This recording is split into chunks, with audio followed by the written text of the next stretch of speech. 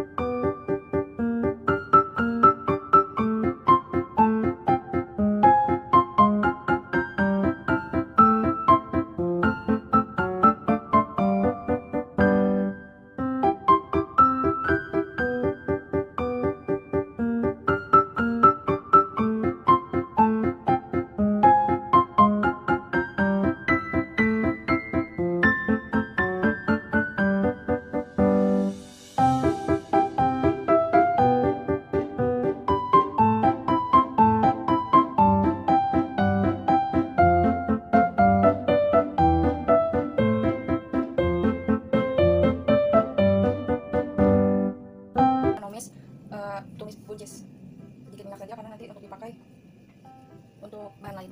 Kemudian masukkan bawang merah, lalu kemudian bawang putih secukupnya, lalu kemudian cabai merah halus cukup sedikit saja karena untuk bumbu yang makanan lain. Jika sudah harum, nanti baru masukkan buncis untuk ditumis dengan tambahan sedikit air. Untuk mempercepatnya baru agak sedikit, tapi sedang.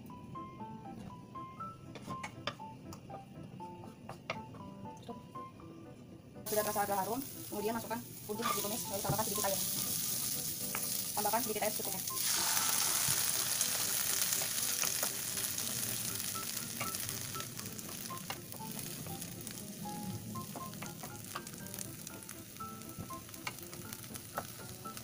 Masak hingga agak masak 3-5 menit. Tolong masak kurang lebih 3 menit. Jika sudah dimasak kurang lebih 3 menit, masukkan sedikit garam sesuai dengan takaran yang sudah dihitung sebelumnya. Yang sudah diukur sebelumnya. Untuk menjadikan hipertensi. Lalu matikan karena sudah kurang lebih 33 menit. Diaduk. Dan kita sajikan, dimasukkan ke dalam mangkuk saji.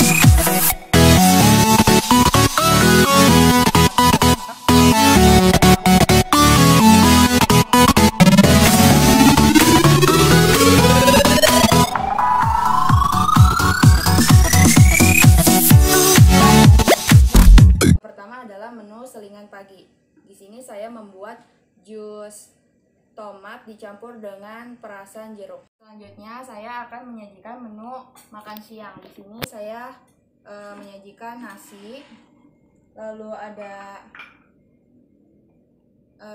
sop ayam bola-bola, kemudian ada tumis buncis, kemudian ada pepes tahu,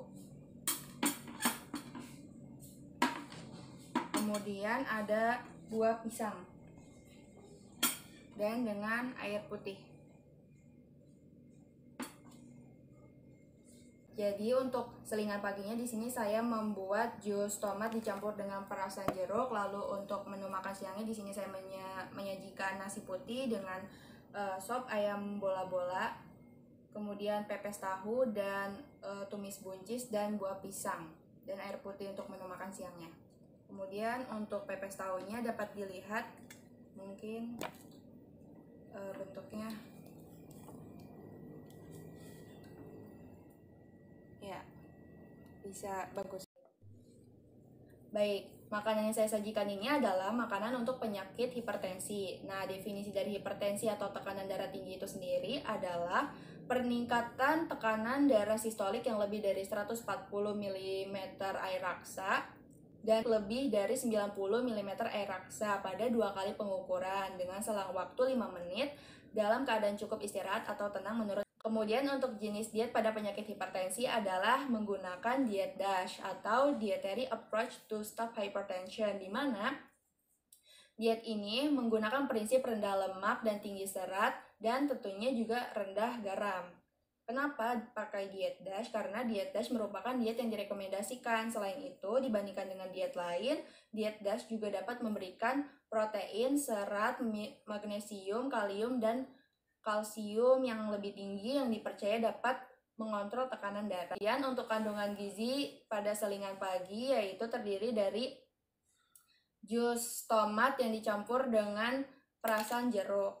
Kemudian untuk energinya itu 62 kilokalori dengan persen sebanyak 28% dan proteinnya 0,65 gram sebanyak 8%, kemudian lemaknya itu 0,25 gram dengan persen 4 gram, kemudian untuk karbohidratnya ini sebanyak 14,35 gram atau memenuhi 42%, kemudian untuk seratnya ini 3,39 gram atau memenuhi 53%, kemudian untuk natriumnya ini 9,4 mg atau memenuhi 3%, kemudian untuk magnesiumnya ini sebanyak 16,5 atau memenuhi 23%, kemudian untuk kaliumnya ini 602 mg yang memenuhi 60%, kemudian untuk kandungan kalsiumnya ini sebanyak 40 mg yang memenuhi 19%. Untuk kandungan gizi pada menu makan siang ini energinya sebanyak 425 kilokalori yang memenuhi 94%, proteinnya 17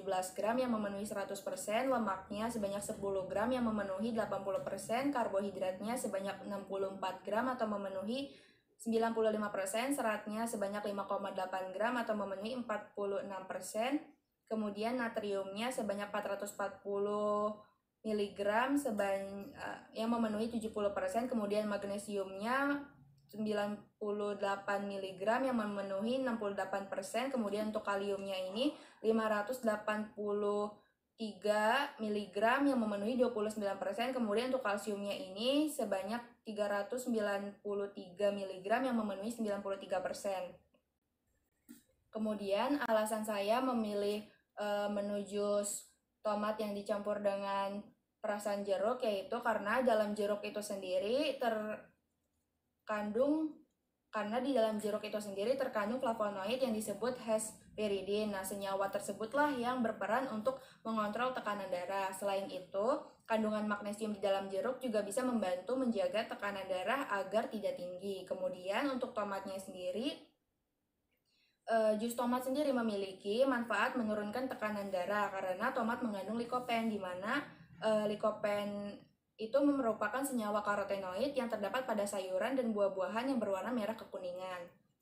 Kemudian untuk menu makan siangnya saya memilih nasi putih karena berdasarkan perhitungan sudah sesuai dengan faktor toleransi. Kemudian untuk sup bola-bola ayamnya ini saya menggunakan daging ayam tanpa kulit karena daging ayam tanpa kulit ini merupakan bahan makanan yang dianjurkan menurut buku penuntun terapi diet dan terapi gizi EGC edisi 4. Kemudian untuk pepes tahu, di sini saya menggunakan tahu karena berdasarkan perhitungan juga sudah memenuhi dengan faktor toleransi. Kemudian untuk buncis sendiri, karena buncis terdapat kandungan serat di dalam buncis yang mengikuti prinsip diet DASH yang tinggi serat. Kemudian untuk pisangnya, buahnya, di sini saya memilih buah pisang karena pisang sendiri memiliki vitamin E dan kalium yang tinggi sehingga dapat menurunkan tekanan darah.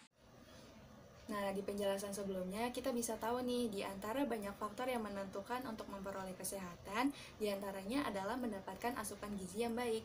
Nah, gizi yang baik akan didapatkan dari makanan dan minuman yang baik dan cara olahannya yang baik pula. Bahkan dalam Islam sendiri tidak hanya sebatas pada bahan dan cara olahannya saja, akan tetapi juga cara memperoleh makanan dan minuman tersebut. Dengan kata lain, cara memperoleh rezeki yang halal atau tidak, seperti yang terdapat dalam Al-Quran Surah Al-Baqarah ayat 168 yang berbunyi, Bismillahirrahmanirrahim.